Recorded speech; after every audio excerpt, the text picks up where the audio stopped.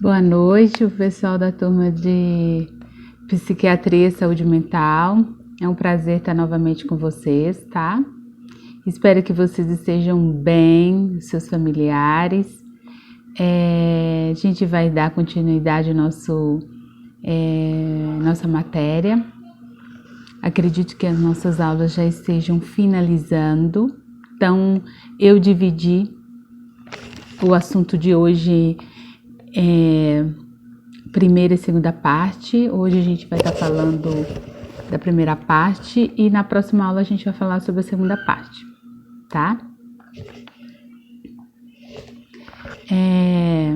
Hoje a gente vai falar sobre emergências psiquiátricas. Então a gente vai descobrir como que a gente vai estar vendo, né? A gente vai ter um conhecimento um pouco básico, tá? Porque cada atendimento é uma forma diferenciada e cada instituição tem o seu protocolo, tem sua regra, tá? De como tem que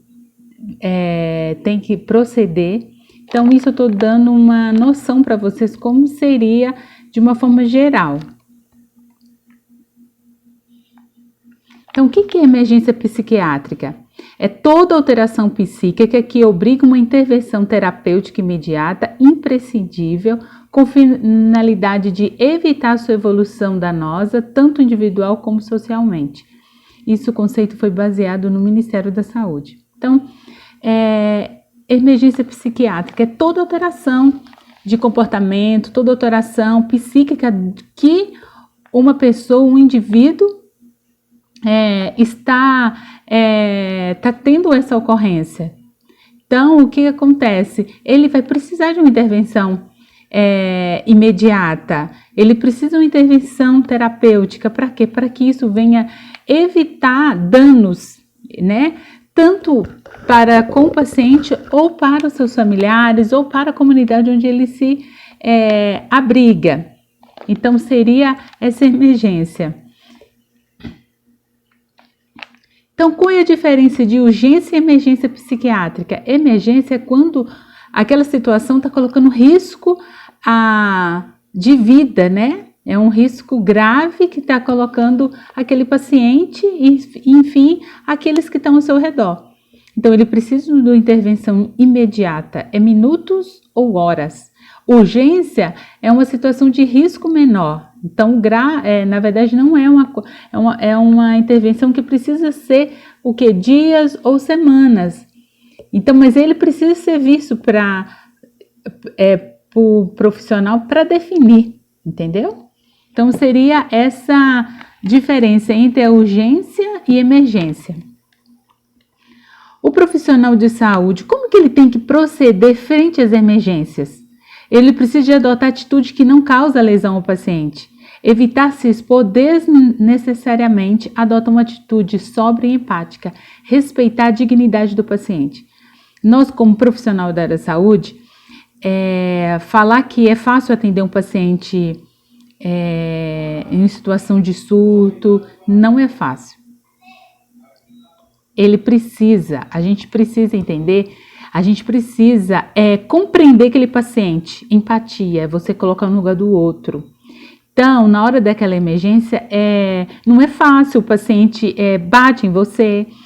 Se a instituição tem uma estrutura tranquila, ela vai perceber isso, ela vai facilitar isso, mas se não, isso pode prejudicar para quem está fazendo esse atendimento. Então, o paciente joga saliva em você, bate em você, ainda mais se o plantão estiver muito corrido, no final do plantão. Então, isso não é fácil. Falar que é fácil, não, mas nós precisamos de perceber que aquilo ali não que o paciente está vivendo não é real para ele, mas ele está fora de si.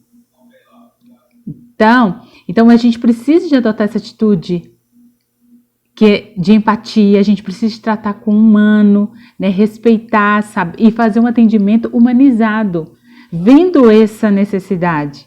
Isso vai fazer que a gente não venha causar dano ao paciente. Infelizmente, tem pessoas, né, funcionário, que agride o paciente. Isso não deve acontecer. o atendimento mais comum é paciente com confusão mental, tentativa de risco suicídio, transtorno, intoxicação, drogas psicoativas, transtorno psicótico, violência doméstica.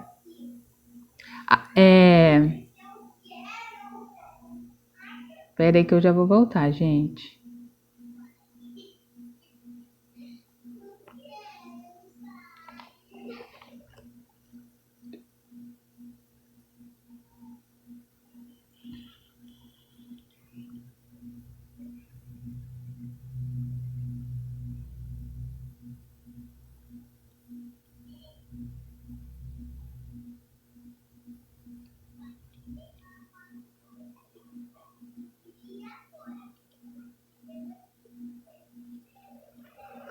Então, os atendimentos mais comuns seriam esses: transtorno do humor, transtorno da ansiedade, dependência química, quadro de demência, retardo mental, transtorno. Então, seria isso, ter simulação. O paciente pode simular.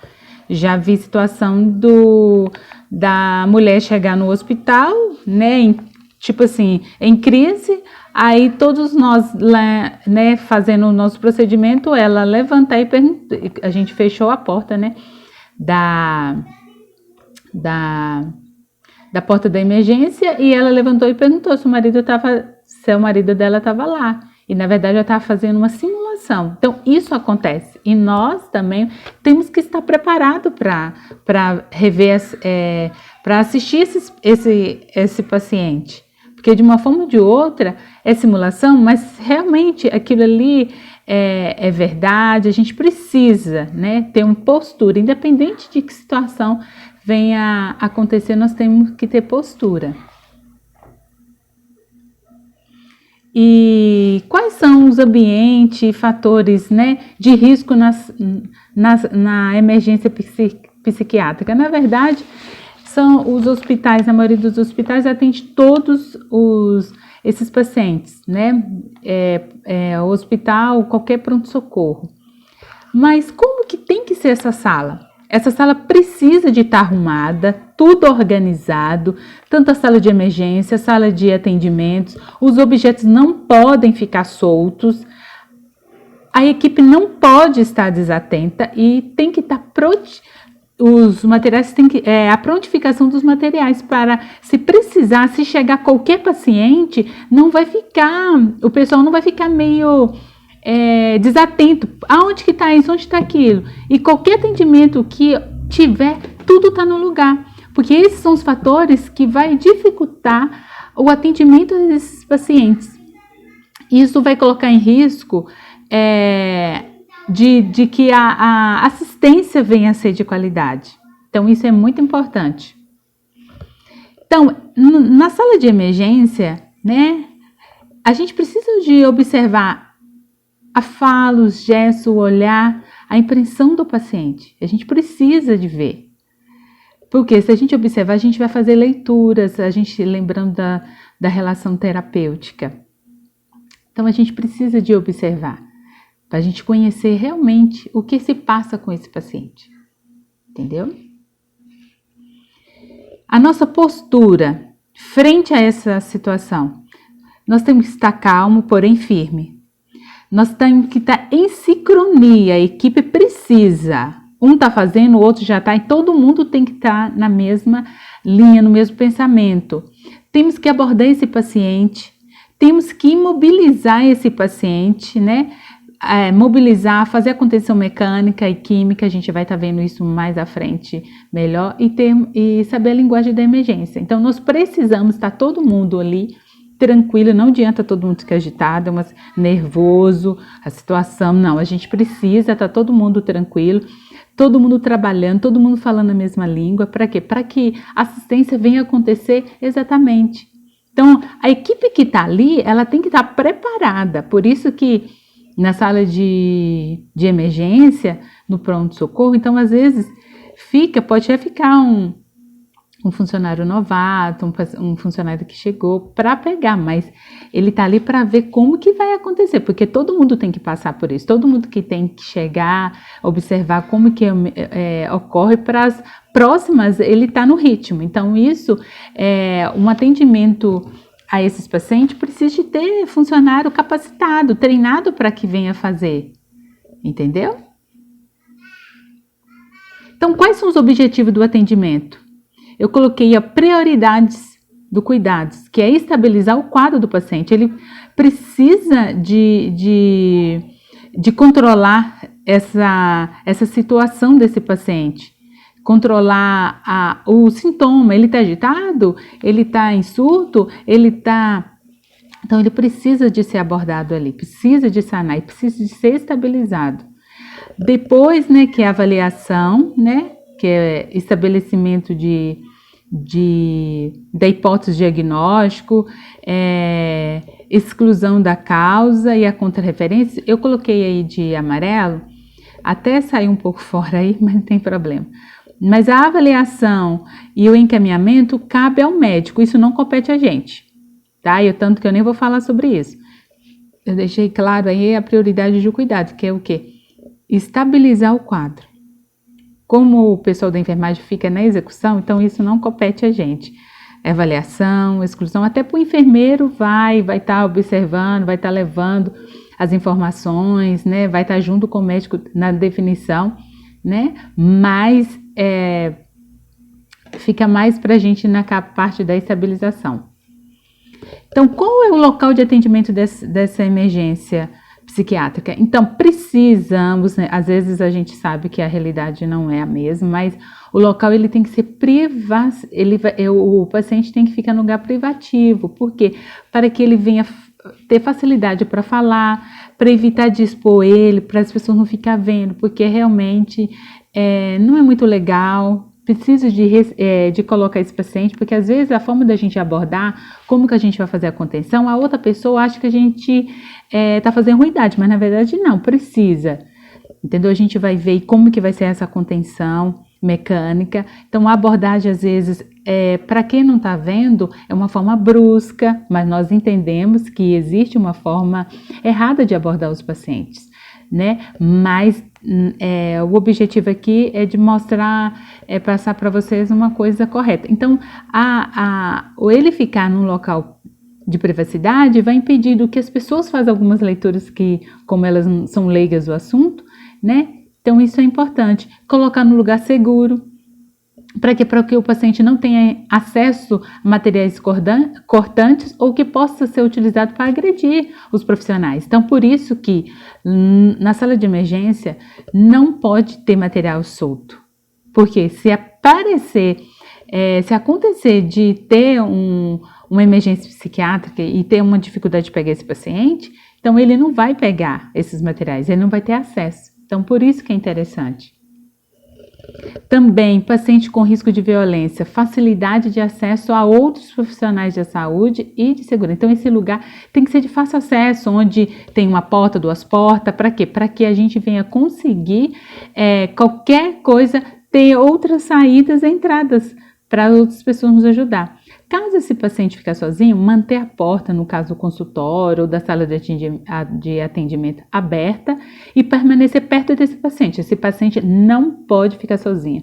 Quantos casos de pacientes que entraram, que caíram, teve fratura, ou que agrediram outro paciente, ou que agrediram o pessoal da recepção. Por quê? Porque eles estavam ali, ou não conteve esse paciente, né?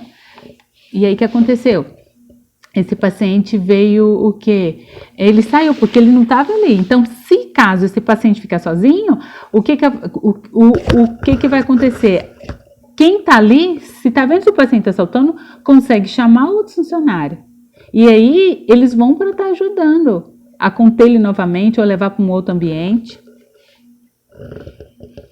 Se possível, saber com antecedência que tipo de paciente será atendido. Então, às vezes, o SAMU ou alguém, né, tá pegando esse paciente na unidade ou em casa, ele liga, ó, tô levando o paciente assim, tá em crise, tá em surto, tá agitado e está quebrando tudo. Então, assim, a gente já fica ciente. Quem recebeu esse telefone, passar, seja o técnico, ó, foi falado, o paciente está vindo assim, então deixa já tudo pronto. Para quê? Que assim que esse paciente chegar, ele seja abordado e já haja a preparação do material para a contenção mecânica já está ali, no caso das medicações, o suporte do pessoal para o atendimento. Então, assim, para quê? Para a equipe ficar preparada. Recebeu o telefone, beleza, tranquilo. Não, e como que tá ele? É assim, ele é muito grande e tal. Então, essas informações são importantes para quê? Para todo mundo ficar preparado. E também o local, né, de atendimento tenha serviço de diagnóstico e auxílio de outras especialidades, porque além de fazer essas medicações, além de conter, precisa de fazer, né, para fazer alguns exames, para ver como que esse paciente está, quais são, aí o médico vai definir, né, as questões dos exames e outros exames precisos, né. O importante também no atendimento, sincronia da equipe, isso é muito interessante. Eu coloquei que pelo menos 3 é pelo estudo que eu peguei, mas isso não. Isso, quanto mais, né, interessante é que a equipe esteja ali capacitada, né? Eu coloquei 3, que é médico, enfermeiro, auxiliar de enfermagem, mas e esse número às vezes para um determinado paciente é pouco, né? Mas quando você sabe de onde que esse paciente está chegando no hospital, consegue trazer mais funcionários. Então, precisa de ter um entrosamento da equipe, o posicionamento adequado, porque quando a equipe é capacitada, é treinada, ela consegue direcionar essa assistência. Porque nós temos que entender que a assistência vai ser feita pela equipe de enfermagem, então eles precisamos de estar o quê? Capacitado para fazer esse atendimento. Então, precisamos de conhecer a linguagem da sala de emergência, precisamos saber exatamente onde se encontram os materiais e medicamento posto. Então, precisamos de saber como que funciona, porque qualquer emergência, se uns estão ali fazendo a contenção, o outro já está preparando as medicações. Para quê? Para que o atendimento venha a ser de imediato.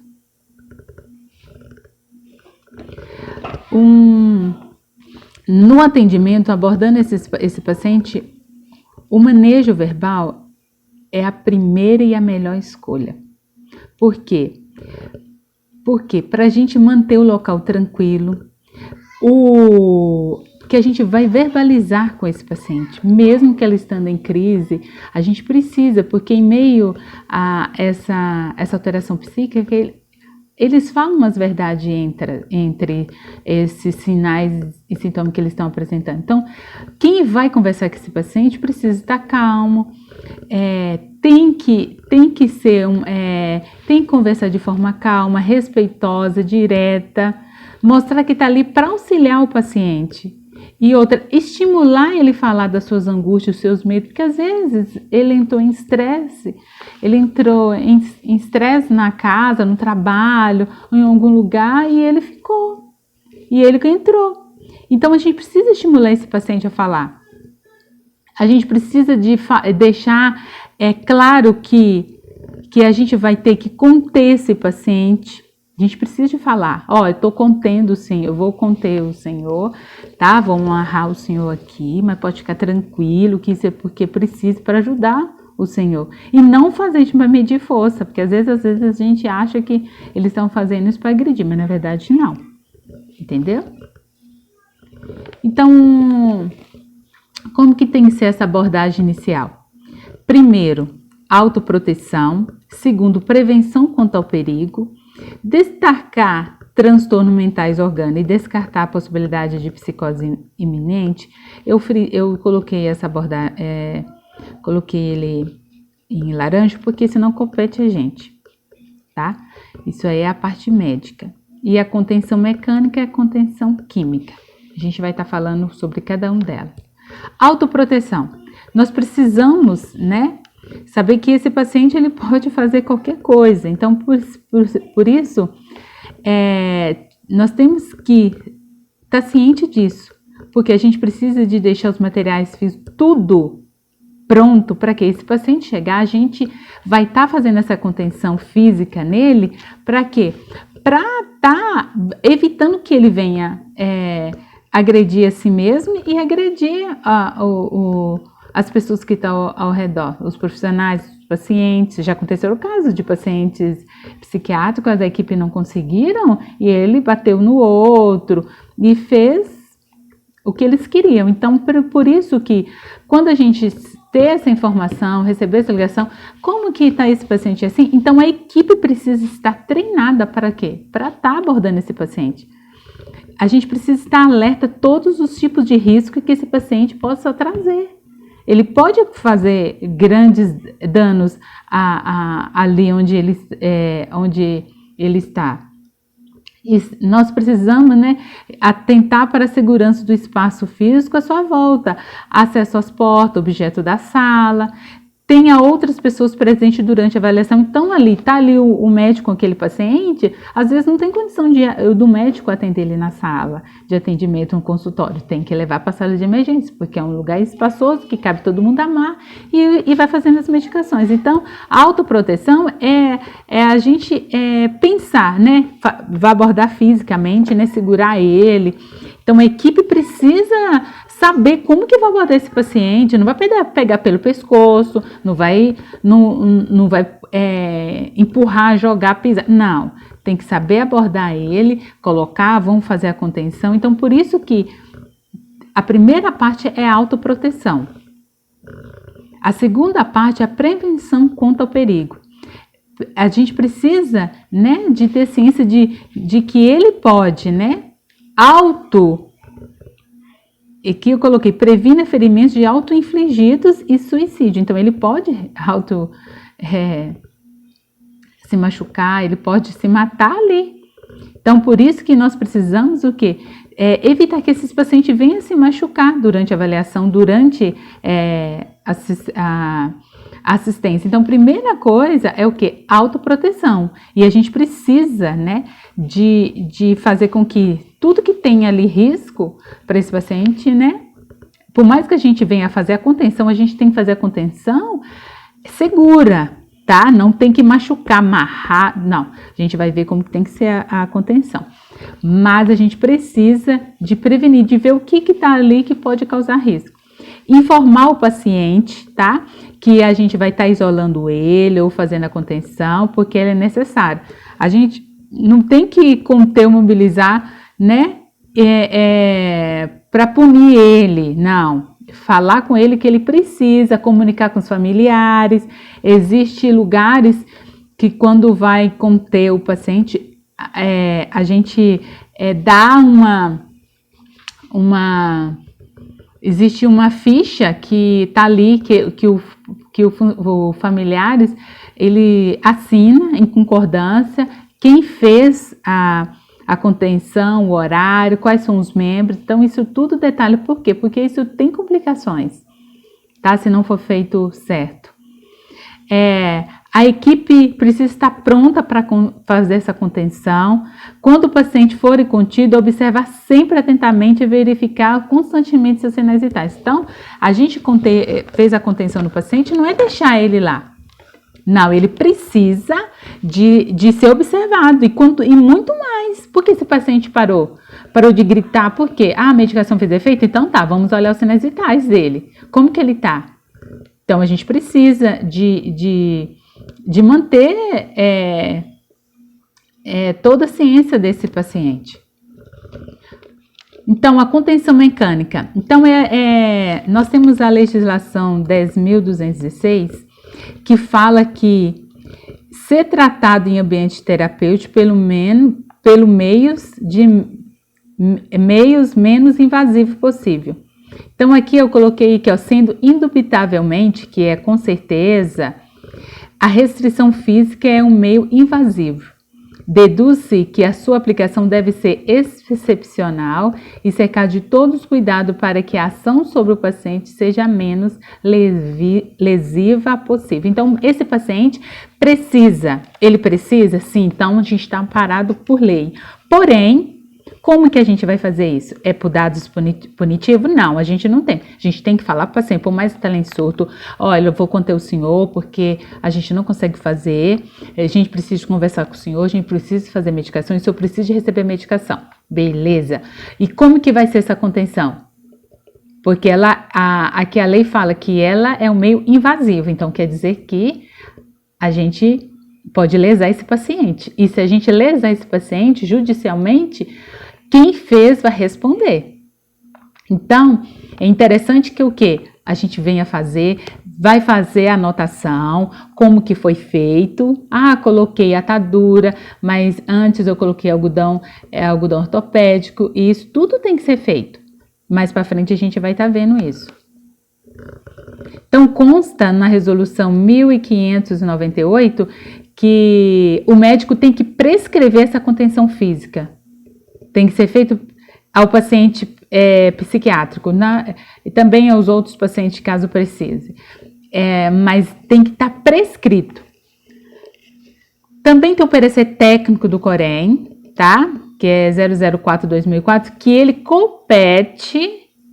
ele dá essa competência técnica para o enfermeiro fazer, tá? Quando o paciente encontra em risco para violência dirigida a si mesmo e aos outros. Então, teve esse risco, o enfermeiro ele tem todo esse parecer, tem toda essa competência para estar prescrevendo, tanto a colocação como a retirada, tá? Ela não precisa ser compartilhada pelo médico, então o enfermeiro ele tem essa autonomia de prescrever e quando a retirada ele tem que prescrever também. Então, a contenção mecânica pode desencadear complicações clínicas graves, igual eu falei. A forma que for colocada, ela pode vir a causar danos como desidratação, redução da perfusão em extremidades, fratura, depressão respiratória e até mesmo óbito súbita. Então, isso pode. Quantas vezes que a pessoa estava lá amarrada, estava gritando e passou um dia, 2 dias, os profissionais deixaram, quando foi ver esse paciente estava em óbito. E lá os sinais vitais estão todos lá colocados. É fácil? Não, é porque esse paciente às vezes é muito bem amarrado. A gente vai ver aí como que é a contenção mecânica, a gente vai ver como que é. Não é fácil. Aí não quer olhar, não quer nem banho esse paciente às vezes tem, mas ele precisa de tomar banho, eles precisam de ver sinais vitais, às vezes eles necessitam de alimentar e às vezes a equipe não faz. Isso é dano ao paciente. A adequação do comportamento da equipe no manejo dessa situação é um aspecto fundamental para a prevenção de agressão física ou danos materiais. Então, por isso que a equipe ela precisa de saber como fazer uma contenção, como abordar esse paciente, para quê? No momento dessa contenção, ele saber exatamente como proceder para que venha prevenir essas agressões físicas no paciente. Esse assunto a gente vai voltar mais para frente, tá? Contenção química. Entende-se por tranquilização rápida. É o quê? É fazer com que esse sintoma de agitação, agressividade do paciente venha a reduzir. Mas não venha a ser uma sedação mais profunda ou longa. Não. Esse paciente vai ter, né, vai ficar sedado, mas a gente vai conversar com ele. Entendeu? Se ele ficar ficar um pouco, né, uma sedação um pouco não muito profunda, mas aí a gente consegue chamar ele, não é para esse paciente. O objetivo é o quê? É tranquilizar esse paciente para quê? Para reduzir o risco de auto e a heteroagressividade. Então, ele venha sanar, né, essa agitação, tá? Mas venha permitir o quê? Dar continuidade para o médico saber qual é o diagnóstico e dar sequência na abordagem terapêutica. Entre as medicações mais utilizadas, né, com finalidade de agitação psicomotora, estão antipsicóticas convencionais, que é o haloperidol e clopromazina, o benzodiazepínicos, que é o diazepam, lorazepam, midazolam, e o antipsicótico de nova geração, que é o olanzapina, aripiprazol e o ziprasidona. Então, cada instituição, eles têm o seu modo de, né, o seu protocolo, o que vai estar utilizando. Às vezes não são todas essas medicações. Então, cada instituição tem o seu protocolo no atendimento de urgência e emergência, tá? Então, o que eu quis abordar aqui com vocês, né? Na verdade, dar o conceito da emergência psiquiátrica, mostrar para vocês como tem que ser a conduta do profissional, como tem que ser a postura, a sincronia da equipe, como que tem que ser a abordagem do paciente, a importância do manejo verbal. Então, eu trouxe aqui para vocês uma parte, a primeira parte que falou sobre essa questão. A segunda a gente vai dar mais profundidade sobre a contenção, que é um dado muito importante para vocês, tá? Porque assim, não adianta a gente fazer tudo certo, medicação, e a contenção ser um problema gravíssimo, porque depois que esse paciente sair, ele vai ver realmente o que aconteceu. E aí ele vai ver nos braços, nas mãos, ou no pescoço, entendeu? Isso se ele chegar a vir, porque às vezes tem complicações que a gente viu aqui que pode causar dano. Então, eu espero que vocês tenham entendido. Qualquer dúvida, tá? Eu estou aqui para responder para vocês. Quantas atividades, tá? Eu vou estar anexando as atividades aí, tá? Espero que vocês tenham pegado, né, o objetivo dessa aula, tá? Tenha uma boa noite, fique com Deus.